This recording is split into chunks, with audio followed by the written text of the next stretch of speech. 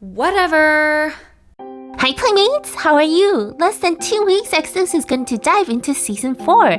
If you haven't seen any of the trailers for it, I definitely recommend going ahead and checking them out on their channel. I want to share with you some of my speculations and in turn would really like to hear yours. Please do note that there will be some spoilers in this video, so just keep that in mind. There are 2 parts to Season 4 for what it looks like. One is for Ptriof, the mysterious merchant nation, and the other one is the first Guardian Hero timeline or parallel dimension. Based on the trailer and the season title of Fallen Sky, I'm thinking that Ptriof is a gigantic floating airship with buildings, and that Ptriof, Dana, and Lang are taking Zeon and the gang there in order to learn more about this curse and what it could really mean, possibly in terms of the different dimensions and how they're all interrelated, along with a secret society that tries to control the flow of events and Exos. Because if you think about it, at the very end of this last chapter, they returned Bitru and the relic that was stolen to him, so that was quite interesting how that might have happened. And I do believe that that couldn't have happened without some mysterious shady undergoing, so we'll have to find out what that exactly is.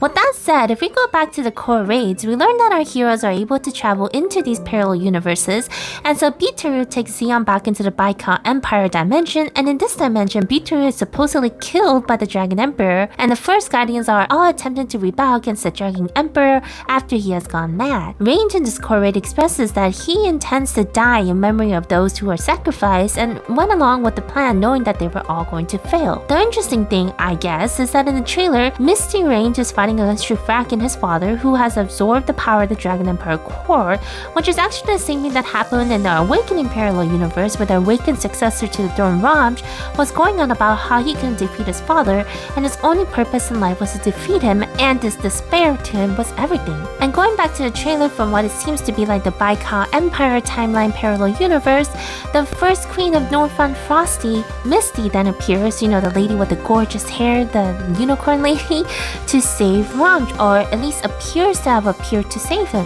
One theory that I've started to roll around in my head is the possibility that in this timeline, the current timeline that we're playing on, that Zeon may be the reincarnation of Dragon Emperor Korra as the chosen one to inherit the power of the Dragon Emperor, as Bitru said. At first I thought Zeon might be Bitru because they look so similar in the color palette and personality, but you know, the more I know about the story, the more I think this might not be the actual case. The theory that I can also think of is that Korra in the first Guardian timeline actually didn't kill Bitru, but rather sealed him up in that necklace and sent him along with the Dynastis Chelitatis, I think that's how you say it, the airship's original name, meaning like heavenly ruler, to an alternate timeline where Shufrakan had yet to corrupt Akor's power, in hopes that Akor's power may be transferred to the rightful heir before Shufrakan comes to taint it.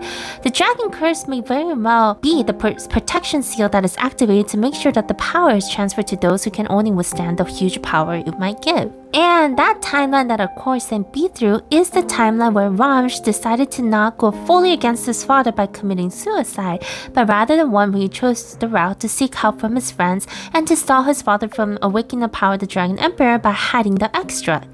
This knowledge may actually have been given to him by Misty, the first queen of Northrend Frosty, as we talked about, with the one with the fluffy gorgeous hair. Because if you look back to the beginning, the way to access the power of the Emperor, which may be effectively the way to remove the curse, is to gather the 7 relics and to unlock the seal with them with the extract. Even with the 7 relics, without the extract, you cannot open the power of the relics. But that opens up more questions like, if this is the case, how did the 7 Grandmasters, whoever they are, defeat Akor in the first place in this timeline? And what were these 7 nations that it got divided into exactly? Because we do have more than 7 nations in Exos Heroes currently, and also nations that are not going to be released but mentioned in the hero stories. To put it simply, this whole story is cool, but it's a little bit confusing, and I'm hoping that we get a little bit more into the main story. Each chapter is definitely marvelous in its way of telling the side stories of the heroes, but I'm having a little bit of a hard time to tying it together. At least yet. Talia and Janai definitely know something, but they're not telling us anything, and the pieces of the puzzle really need to be put together faster in my opinion. I mean, there's 7 relics and we still haven't even gotten, the second one, right? Anyway, all in all, Season 4 seems to be in good development. I am a little bummed that some of the items in the trailer may not actually make it into the game, like what happened in Season 3, but I did notice that the cutscenes are getting longer and better as the game progresses, and I hope that it continues to be this way. What are your thoughts for Season 4? Let me know in the comments below. And if you like random gaming content, especially on Exos Heroes, please consider leaving a like and subscribing. I post every Wednesday and weekends. Thank you all so much for watching, stay safe, and take care.